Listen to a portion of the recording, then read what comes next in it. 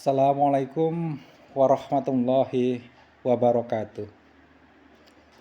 Saya Ahmad Haris Kurniawan Soeharto dengan nomor induk mahasiswa 0123 144 E 0123 144. Pada kesempatan kali ini saya akan menjelaskan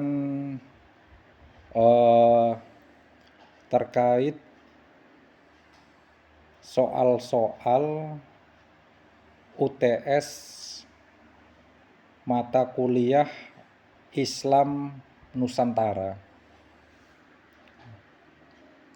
Soal yang pertama, saya bacakan soal yang pertama.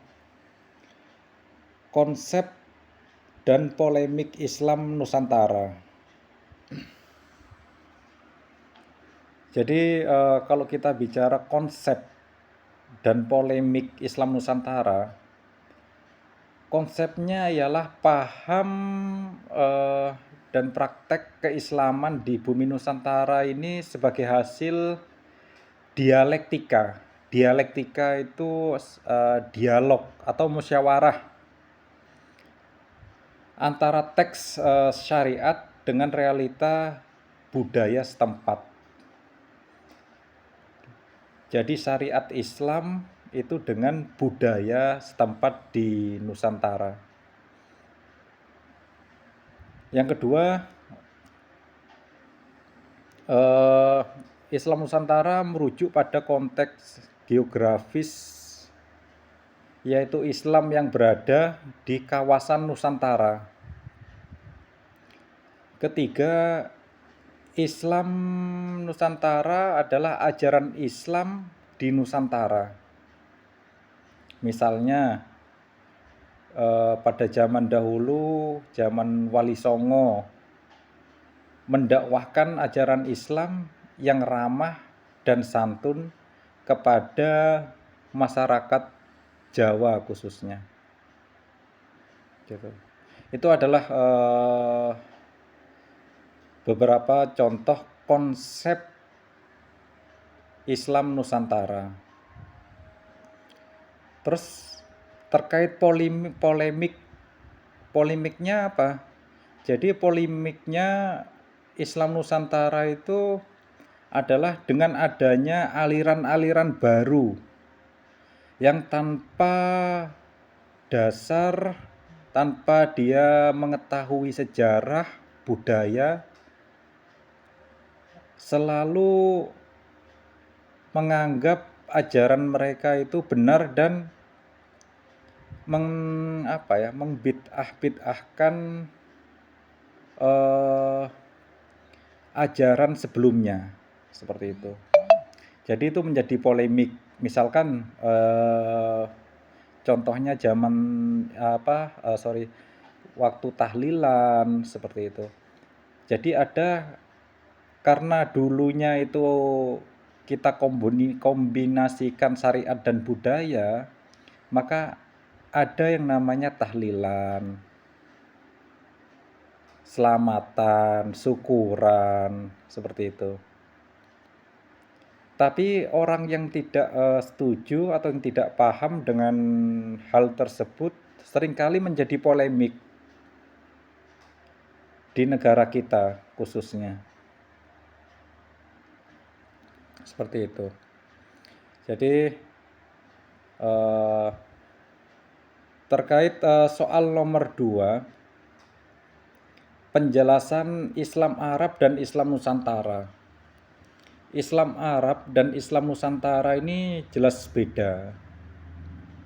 Secara bahasa, saya garis bawahi, dalam bahasa Arab, Islam itu dari kata aslama yuslimu islaman, yaitu artinya taat, tunduk, dan patuh terhadap ajaran Allah Subhanahu wa ta'ala, atau berserah diri kepada Allah Subhanahu wa ta'ala. Tapi kalau Islam Arab, yaitu adalah orang-orang Islam yang berada di Arab dengan budaya di Arab tersebut. Seperti itu. Kalau saya memahaminya seperti itu. Sedangkan Islam Nusantara adalah orang-orang Islam yang berada di Nusantara dengan keislaman budaya Nusantara. Karena masuknya Islam Nusantara melalui dua cara, yaitu dikenal oleh para pedagang Muslim Arab dan lewat aktivitas dakwah dari para ulama zaman dahulu. Saat para ulama mendakwahkan Islam Nusantara, sempat terjadi benturan antara ajaran Islam dengan adat istiadat setempat. Jadi makanya muncullah Islam Nusantara itu adalah perpaduan antara syariat dan budaya di Nusantara. Soal nomor 3, menurut pandangan saya, wujud Islam yang ideal. Wujud Islam yang ideal ya salah satunya mempunyai akidah yang kuat, ibadah yang kuat, akhlak yang mulia. Karena pada dasarnya Islam itu kan rahmatan lil alamin. Selalu menerapkan nilai-nilai perdamaian, persaudaraan, persatuan, serta menerapkan keseimbangan dalam dunia, khususnya di Indonesia. Seperti itu. Jadi menurut pandangan saya, wujud Islam yang ideal itu Islam yang membawa kedamaian, keberkahan, seperti itu. Terus terkait soal nomor 4, penjelasan Islam 4 itu penjelasan Islam damai untuk dunia.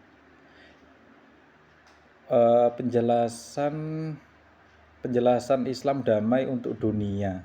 Soal nomor 4. Jadi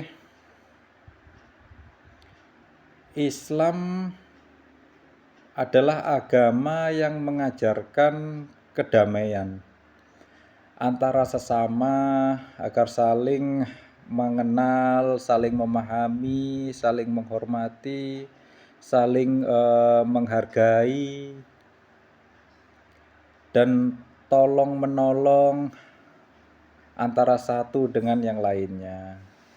Hidup di dunia ini bukannya bermusuhan, berkonflik, berperang, terus saling bunuh-membunuh. Jadi hidup di dunia itu melainkan adalah untuk beribadah dan membangun kedamaian.